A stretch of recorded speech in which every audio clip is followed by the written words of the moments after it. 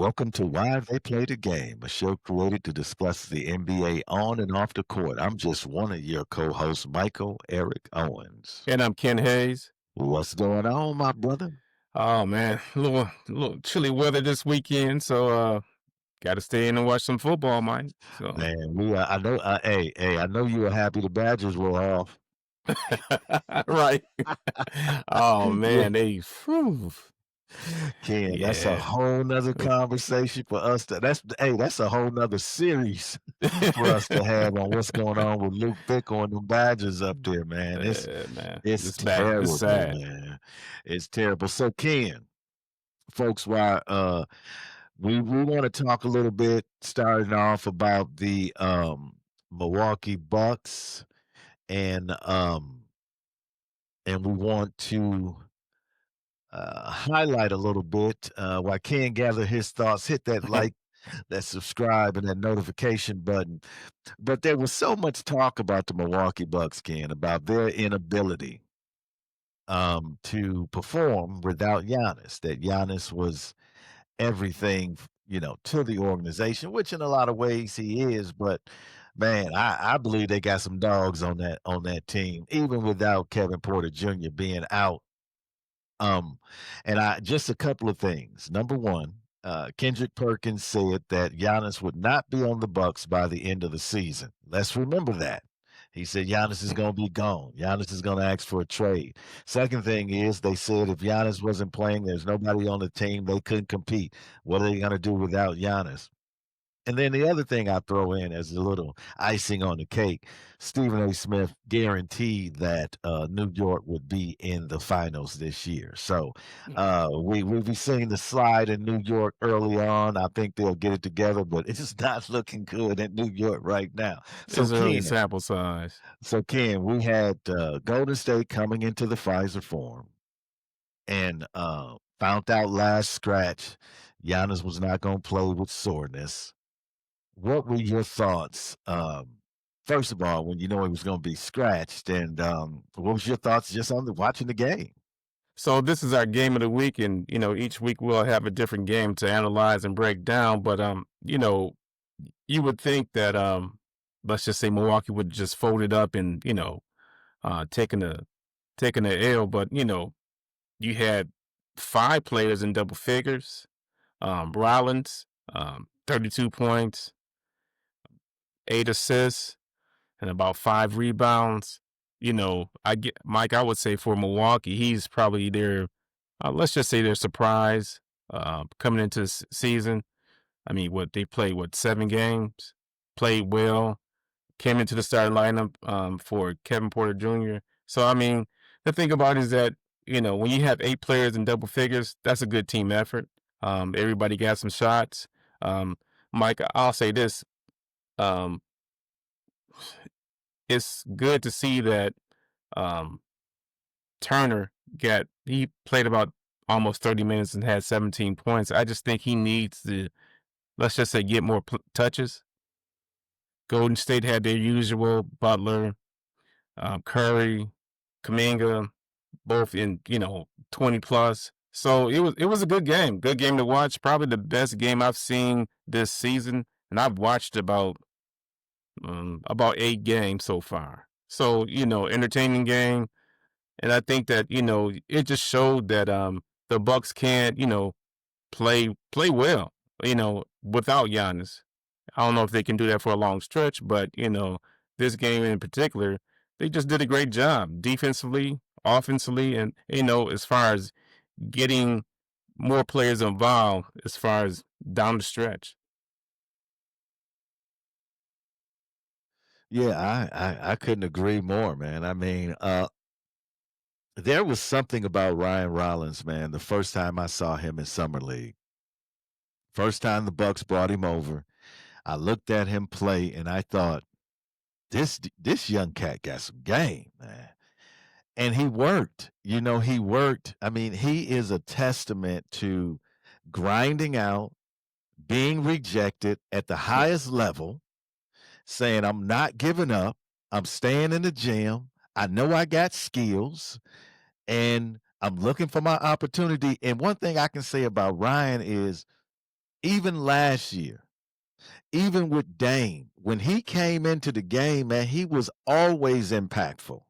He always worked hard on defense.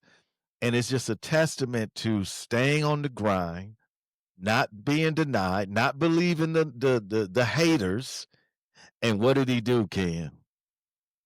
And it's not only what he did, but what he's been doing. He has shown you he's a serious guard. Man, Ken, who's he been holding? He's only been holding Jalen Brunson, Steph Curry. Curry. I mean, Donovan Mitchell. I mean, and he has been. This is the crazy thing about Ryan. Maybe we can attribute this to his youth, but he impacting both ends. He not only making it tough for all of these guys, but also he's scoring. And that is a huge accomplishment, man. People were saying he can't play the point. He's not a real point guard. He out there running things, man. Ryan Rollins, you got to give him his respect. He has came in and said, I'm here. He has announced himself. And even the last game, we're not going to talk about the last game right now because we're talking about the Warriors, but there's reasons for the last game too.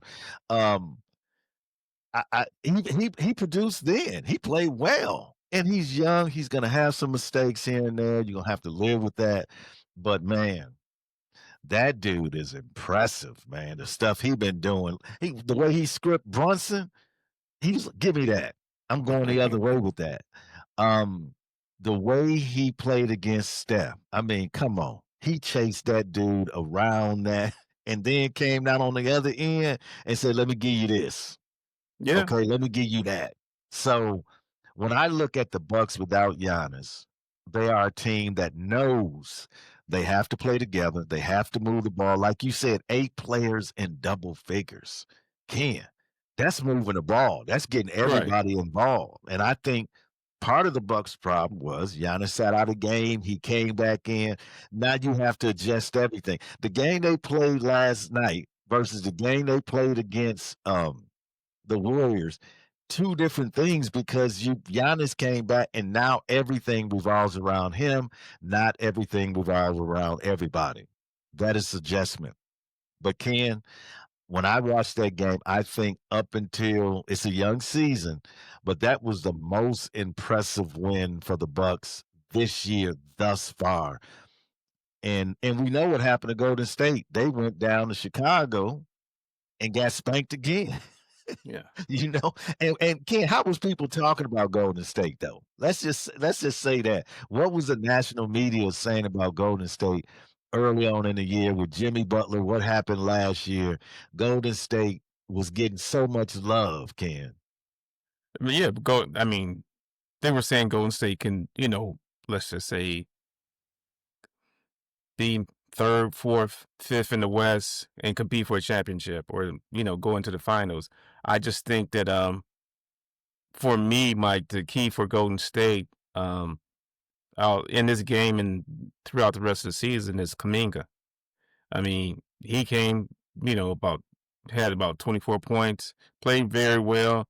I just don't understand why they don't, let's just say, have the confidence in him to keep him on the court in let's just say, down the stretch. Because Kaminga, what, 24, 25, if that? I, I think he's probably the most athletic player they have on the team, but it's just Kerr doesn't have that confidence in them, and I just think that in the offseason where it took so long to re-sign him, I mean, what does that tell you? And that, I mean, I got to shake my head. I don't get that. Let me tell you something. What Jonathan recognizes is outside of Steph, he the baddest dude on that team. Okay, He I agree believes with that. that. He believes that Draymond should not be getting more time than him. He believed that these other cats should not be getting more time than him. And he believes that he should be a central focus. And this is Golden State's problem because Curry's what, 30, 36? 6. Okay. Bruh, the end is near. You better start looking for who what does that succession look like? Right. Who's that? And the boy that y'all had problems with, that's the dude y'all should be looking to build around, Kaminga. Okay, but they don't want to do that. Ken Golden State is hanging on to that. Man, they on that ride, Ken, and they not gonna ride like they say, ride it till the wheels fall off. That's exactly what they are doing, and that's Kaminga's problem because Jonathan's saying, "Look, bruh, thi- I- I'm him. This is my time to start rising up in this," and they're saying, "No, it's not." That's where the tension is at, in my opinion, Ken. It's no way they should have signed that dude with the quickness. Man, Yeah. come on. They That and they brother signed him is to a 2-year talented, deal. man. He is talented. He just has to be put in the right position. Man, are you trying to tell me, man, that he's not one of the better talented players, young players in this Young league players. when you look around? Are you serious? Can It's get his in the own shot. Thank you. Can rebound, can run Yeah. the floor, can shoot the three, good from the free throw line. When he does work hard, I think he was in a better situation. I think he'll work harder on defense, but I think he's always on the periphery. I've never seen him being grafted into the family, being accepted into the family, because I believe the tension is between Draymond and him. Because if you Really. play him like you want to play him, you can't put Draymond down. You can't have Draymond out there like that. You can't Well, because and Dray. Listen, Ken. Let me just say this: mhm, Draymond's focus has always been Steph, setting Steph up, right. looking for Steph. That's always been his main focus. Do he find other people? Yes, he do. But watch him when he on the court. He is looking for Steph Curry. It's You can't do that if you got another dude in there that's your second option, bruh, which he should be. but in this game right here, Kuminga played it 34 minutes and Draymond played about played 33 minutes. So, I yeah, I don't get it. I just think that Steve Kerr is just making a bad move in all this. I think Kuminga should probably be getting, I'm gonna say, when I say more minutes as far as Curry is concerned, because he's younger. Yeah, You want to control Curry's minutes, through because this is a long season, you no know. doubt, no doubt. And so I just like it seems to me that, I'm gonna go back to something that you said, that he hasn't been accepted yet. So whatever that, I know that's relative, but Golden State, is Butler, Curry, and Draymond. That's the big three. But as far as I'm concerned, Kaminga need to be should be their second option. As far as Ken, how Draymond a big three, bro? right, Come on, right. man. Stop it, man. You know what, man? I'm not going, I'm not one of these guys that drank the Draymond Green Kool-Aid about how, he's such a man. I have never been impressed by his game. I think he's a dirty player. I think he does dirty things. He did dirty things in Milwaukee. He gets frustrated. He does dirty things all the time. I don't have no respect for him, man. Um, and I know people will have a problem with that. I'm not taking a shot at him as a man. I don't know him as a man. I'm talking about as a player. Um, I respect every man until they give me any other reason to disrespect them. But I respect him as a person, but as a player, I have problems with him, and I always have. And I think his talent is easily replaced. I'm just going to be honest. Well, if you surround a guy with great shooters like that, and you tell him all you got to do is rebound and pass and set picks, I think a lot of guys can do that. I know some are going to disagree with me and say chemistry and working together, this, that, and the other thing, but I do not see where Draymond Green has unique elite skills. I just don't see it. Can't shoot the three. He can't take you off the dribble. I mean, he's again. I'm talking about his game, and his game has never impressed me. And I think to put him in the big three, bro, that just doesn't make any sense to me. And Draymond talked about the relationship between Coach Kerr and Kaminga. He talked briefly about it, and he said it was a generational thing, which I can believe to be true in some regards, man. Because if you stuck in the old school Hmm. and you want to do things the old school way, Man, come on, man. That it's you got to reach guys where they're at, and I don't know the specifics of it, but he talked about how Kerr had grown and how the relationship had evolved and improved. But there, uh, not knowing all the specifics, what I gather from Draymond is there definitely is some misunderstanding, some not being on the same page, and he seems to think it is based in some sort of generational. And if you're old school dealing with some young folks today, you're gonna have some problems. Let's just be honest. They, they not built like that no more, man. No. Ken, we know that, man. They not built like that, Ken. But So, Mike, the mhm. thing that concerns me, well, I'll say inside this game right here, Golden State shot total of 26 free throws, made 25 out of 26. Milwaukee only shot 13, made 9 out of 13. And it just seems that's the trend as far as Milwaukee is concerned. The other thing that's also um, that concerns me a little bit, I'm just as far as rebounding is concerned.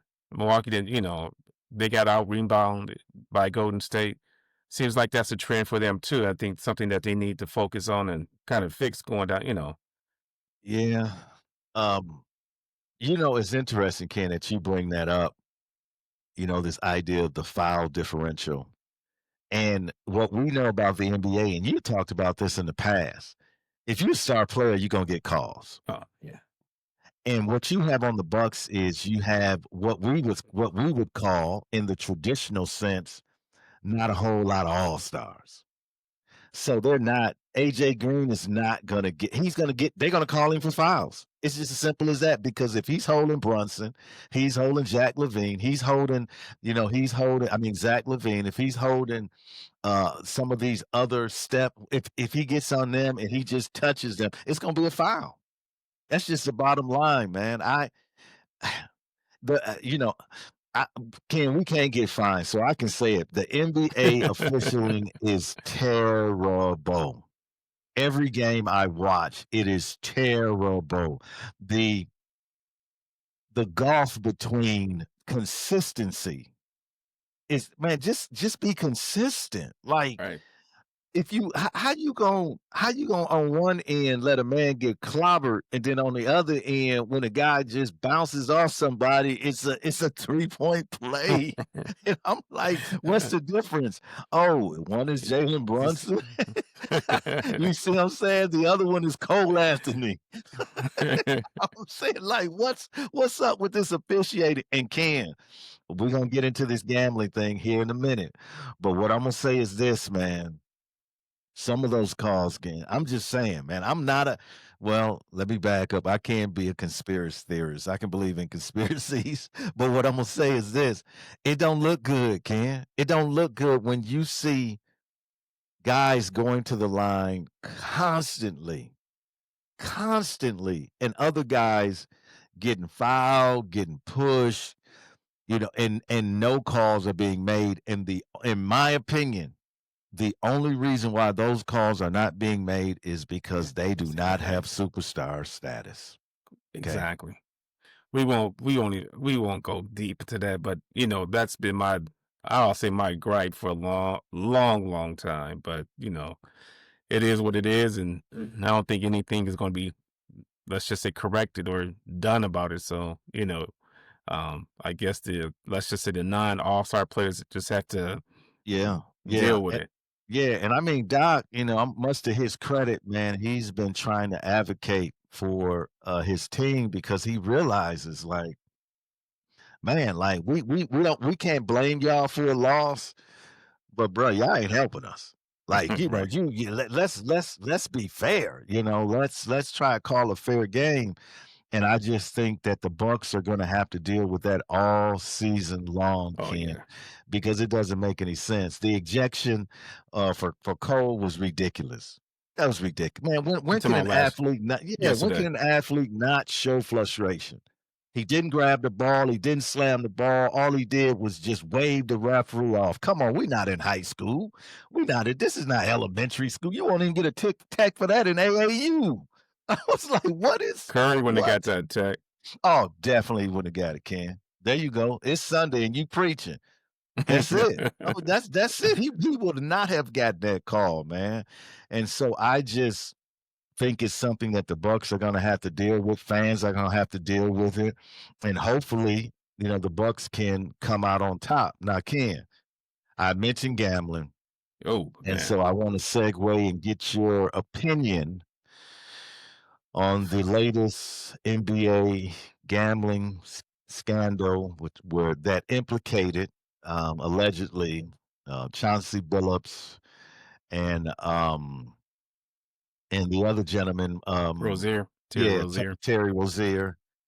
Ken, when you heard that, and we know it was a mafia investigation, so this was a 3-year long investigation. I believe it started under the Biden administration. So, um, it just happened to be announced right after Portland's first game, and we know what's trying to go on in Oregon, but we not gonna get on that conspiracy train. But we know somebody been trying to put ICE officers in Portland forever. But anyway, so Ken, what were your thoughts, man, when you heard that reporting? Mike, when I heard it, when it came down, I'm like, what? I heard it early in the morning and, it's just a black eye for the NBA. And let's start this way. Let's talk about Terry Rozier. Now, this didn't happen well, he's playing with Miami currently right now. Well, not playing, we'll put it that way, since he's been suspended since the allegations of, this gambling thing is going on. This started when he was with Charlotte. But the other thing also, Mike, is that, you know, the NBA investigated, let's just say, Terry Rozier, I'm gonna say 4, 5, 6 months ago. They investigated, and these were retired FBI agents who investigated him and found there was no, let's just say, um, illegal activities, and said, let's move on. But things have changed. And the one thing I heard recently, Mike, is that he owed $8 million um, for some back property taxes. Mike, that's been paid. The $8 million, and and from what I can tell is that I don't know, he was just late or just what as far as the back taxes is concerned, but um in the gambling world they call them prop bets. So let's just say the line is like Terry Rozier, the over is 20 points. If you plus a place a bet as far as him going over, you win. So, a lot of these allegations are on prop bets, in which, Mike, I said this maybe 3 or 4 months ago, that gambling in sports, they go hand in hand. It's not good for the NFL, NBA, Major League Baseball. It just complicates things. And then when you see games, come out or check out the way they do, and you're like, oh, who placed that money on who? You know what I'm saying? And Terry Rozier, I mean, he's in a bad spot, but Mike, this year he's making 27 million. So why would he, you know, be be involved in some gambling activity? 27 million? I'd take that all day and run. So Yeah, yeah. he's been suspended until they can figure things out. Um, it's just sad, Mike, because you know gambling's and sports has been around a long time. Um, so I don't, from what I know, I can't say one way or the other. He's innocent until proven guilty, but he's just in a bad spot, Mike.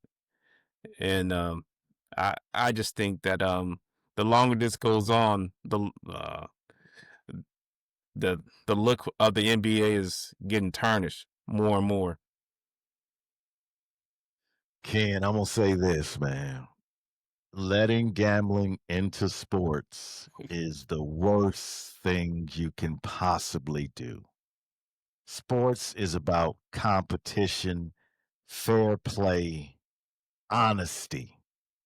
The only reason why fans enjoy sports in general because we believe that our team has the chance to win. That's the only reason. If we thought, Ken, you remember what happened? Ken, I'm telling you our age. I remember one time we went down to saw wrestling. You remember that when we were kids? Mad Dog with Sean and the Crusher and all that. At one time, people thought wrestling was real, and then they found out it wasn't. And then what happened to wrestling? It completely collapsed. And now they've reframed it in the fact that you It's have this entertainment. wrestling exactly, it's entertain. See, when you have a sport that you believe is honest, football, college, pro, when you find out that the games are being rigged, nobody wants to watch that. No, the excitement of the game is the whole time willing your team to win. You cringing at every mistake they make, getting upset at Right. every call the ref make or cheering the ref for every call. I mean, because we are trying to will our team to victory. And if you tell me, Ken, it's all already fixed, what happened to Mm. boxing? That what happened to boxing? I mean, we saw, man, in that era where fights were being fixed, man, where people were like, "Nah, man, I ain't paying no more money for this." And boxing has never really recovered. So what we're looking at in the NBA, like you said, it is the worst possible thing that can happen to a professional sport is to call the authenticity of it into question. And I have to say to you, Ken, with low management and Mm. everything that's going on, I'm questioning the legitimacy of some of these games because the GOAT said it on TV. There's one thing, if I cannot physically play, that's one thing. But if I don't feel like playing, then that's a whole nother conversation. And I think being able to say, oh, yeah, I got sore back and I'm not going to play or I'm going to try it out. And you go out for a few minutes and then you heading back to the locker room. Ken, what's the red on that? And that's Everything's got to be investigated, Ken. and that's the Everything. situation what Rozier was having. He took himself out the game, and and the line on him was huge. So they're like looking at him like, what you Wasn't got that the going same on? thing, Ken, that Jonte Porter did? That got Yeah, him a lifetime ban? That was lifetime. the same thing. So what I'm saying is anytime you interject, this is the NBA's fault.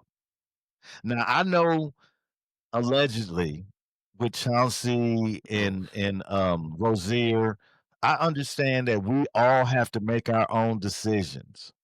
But what I'm saying to you is this, Ken, I'm not gonna grab that gun if it's not there. You understand what I'm saying? I'm not Mm. if the opportunity is not there and the opportunity is shifty enough that nobody listen, Ken, nobody's commits a crime thinking they're gonna get caught.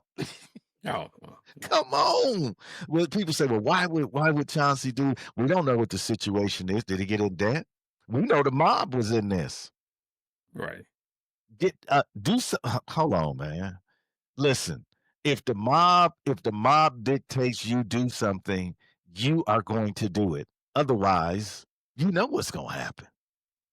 And this is organized crime, man. Do you see how sophisticated these cats were? They had Right. the James Bond glasses. What they were looking through the cars. They had stuff underneath the tables, man. They had cute man. It was real sophisticated. And if he was involved with this, then he thought, I'm just playing poker, man. I'm just doing my little thing right here. People here.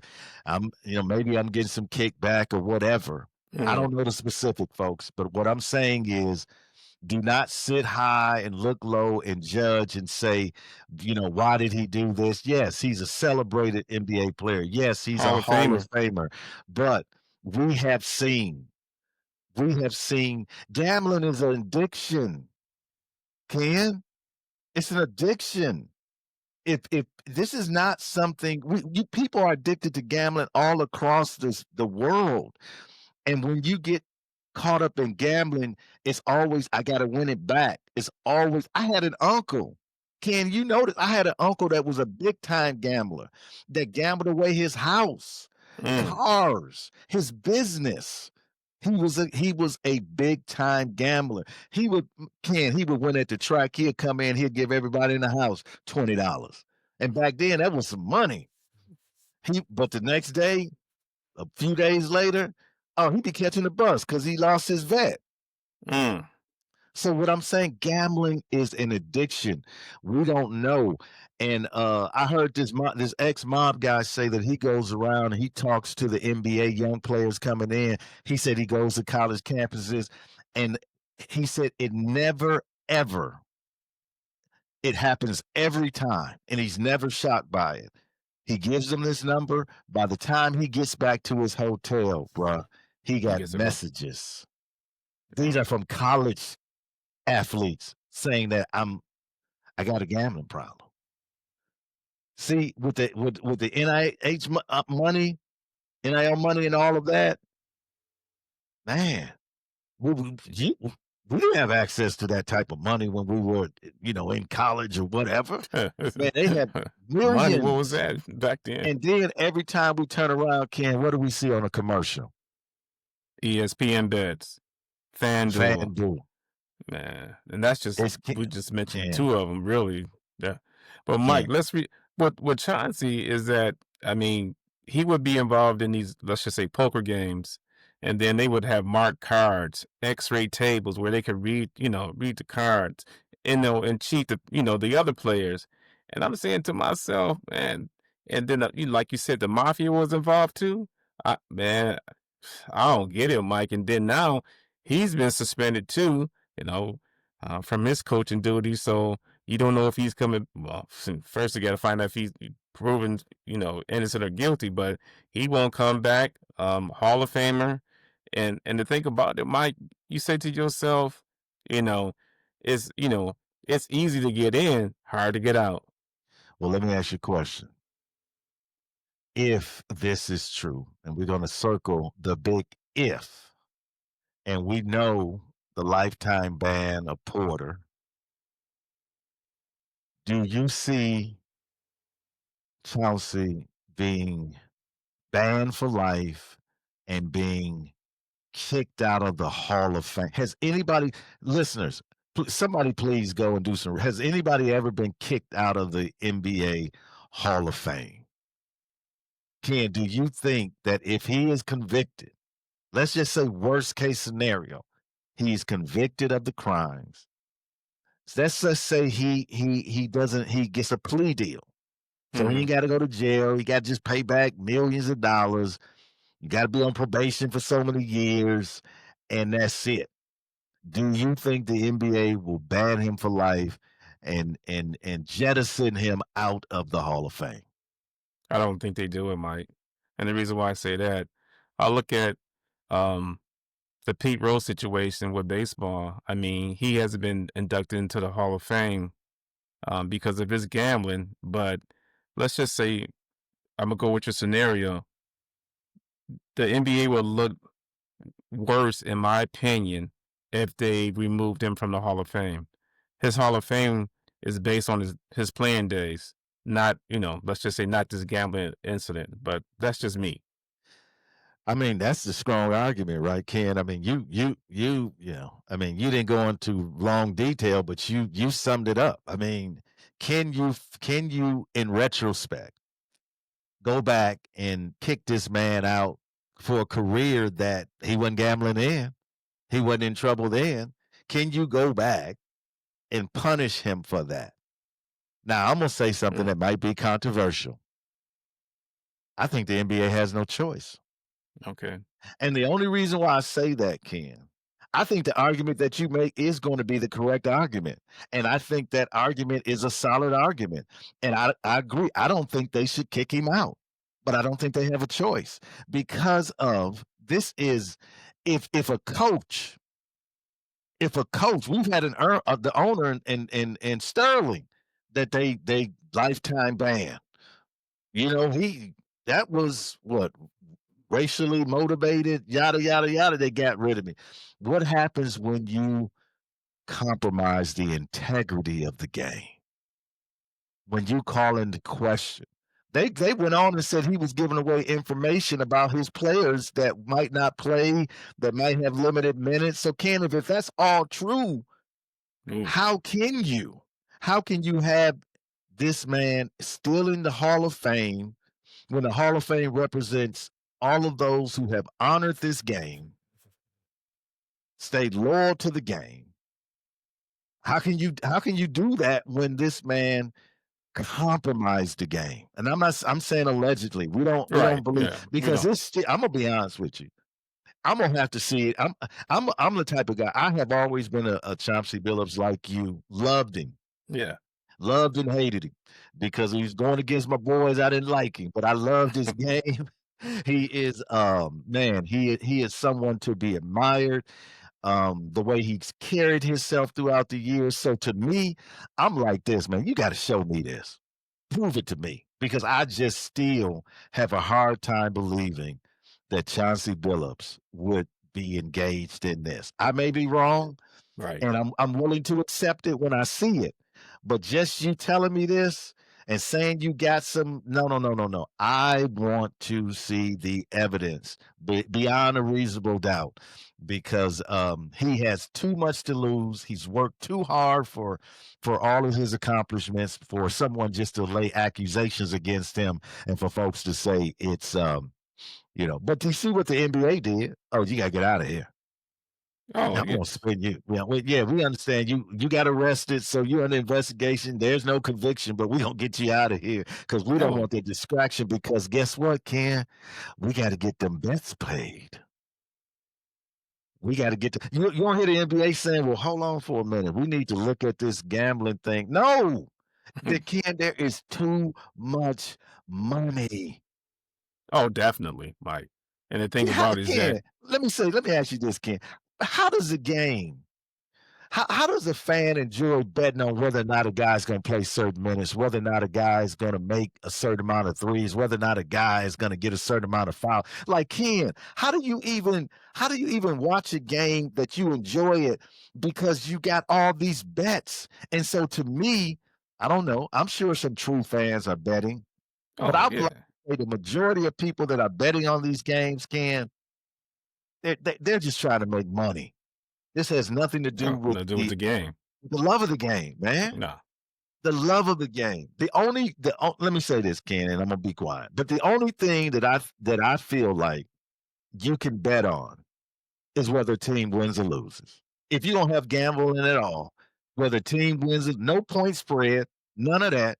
Whether a team wins or loses, that's the only way. And it's not even fair then because a player can twist, I Right. hurt my pull my hamstring. So there any type of betting brings the authenticity of the game into question.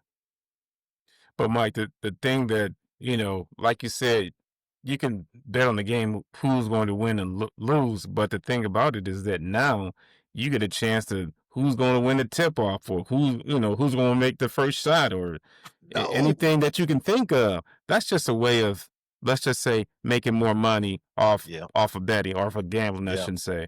So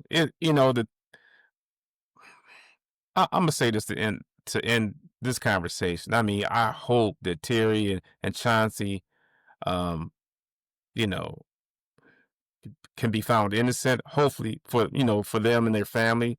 But the thing about it is that once you get the feds involved in something, Mike, it don't go away that fast or that easy.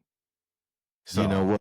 They usually know where the goods are. right, and they've been right. And Yeah, the other thing also, they've been investigating this thing for um, 3 years, and yeah. that's not a good look. Yeah, and they said they had an informant. They had somebody undercover. Mm, So, supposedly they had over 6,000 hours of phone calls or something like that, enormous amount.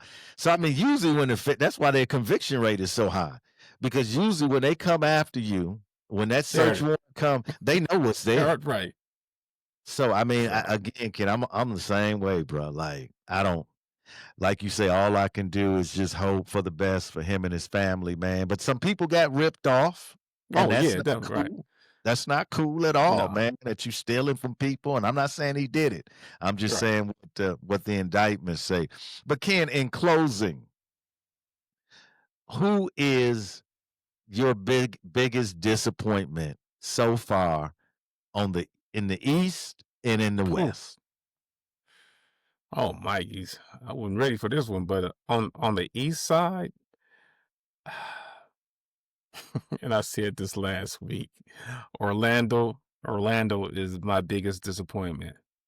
Mike, they're not playing well. I mean, I know this is a real fire in sample size is just not that big of a sample size, but they're not playing well at all.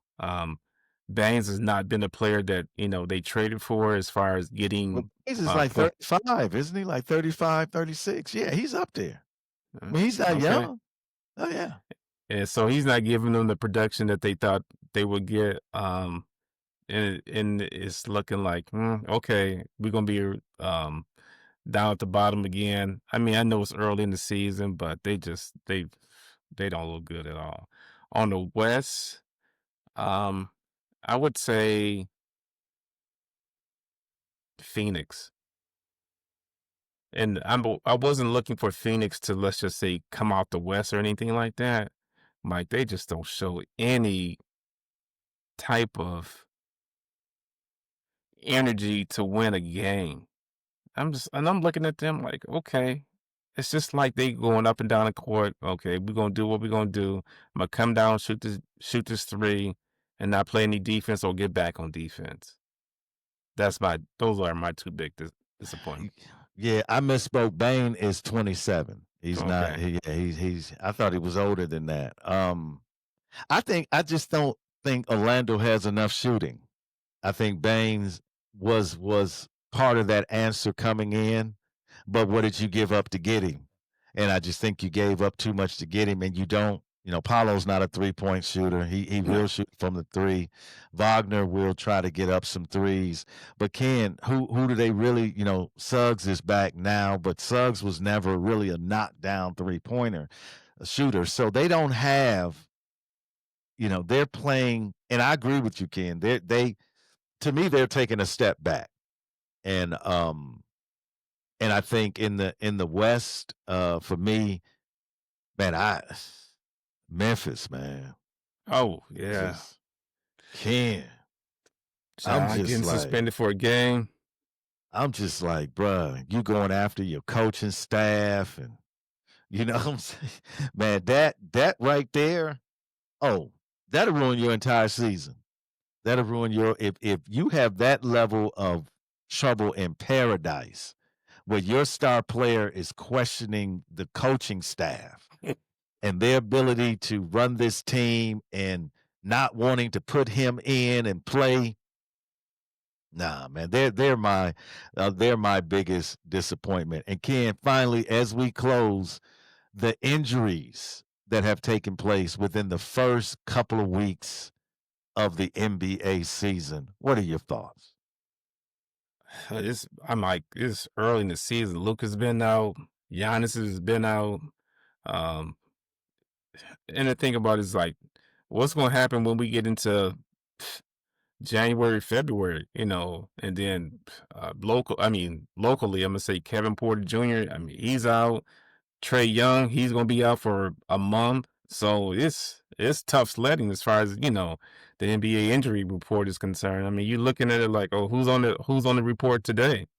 I mean, you So look at the Thunder, Jay Will out, Chet Holmgren oh is out yeah, now. I mean, like, it's I just it's don't recall. And then again, I know when you get older, you forget. But I don't recall.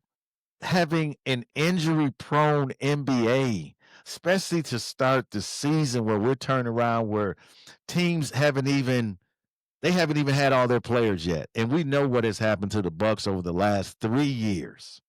And I'm saying, man, when will we have a healthy Bucks squad? When will we have healthy teams? I just I don't know. Yeah. We need to sit back. As I'm gonna say this, the league needs to sit back and evaluate why the league has changed since you put in load management. And look at the numbers, look at the injuries, look at maybe I'm talking out of the side of my neck. Maybe there's no, substantial difference between injuries, but it just seems like to me, Ken, ever since they went into this load management where they're not playing players and they're resting players and players are getting back in. Listen, the best thing you can do as an athlete is to continue to do your training, continue to compete because you stay at your highest level of athleticism. Um, being sore is just Do it again. Yeah. part of the game. Like to go say, it's one thing to say I can't physically play. It's another to say I don't feel like playing. And when I hear soreness, what what? Okay, okay, okay, okay, okay. I just man, I can. We have started a new season. There's been a lot of great games though, Ken. I mean, Oh, the Thunder, what the Thunder first few games, a couple of games, and they were overtime wins. I yeah. mean, to start the season out, and the Thunder looking good. They looking like they should look. Um, but I think what's going to happen, man, just like anything, they played a lot of basketball and it's probably going to end up catching up to them. I think right around when we get after the All-Star break, we're going to start seeing these older teams, Golden State, a lot of these teams. Kevin's putting a lot of minutes in early. We're going to start to see um, why sports are young people's games. That's what we're going to start to see. No, don't say that now. Anything else? No, that's Last it word, for them. brother. That's it, Mike. And just hopefully we'll see some, a lot of the stars come back. I mean, I hate that for Trey Young that he's out for a whole entire month, maybe longer than that. So, Yeah, yeah. hope he gets better and see if they can compete. All right, folks, you heard it. The world of sports unites us. Let us take this unity into our everyday life. This is why they play the game.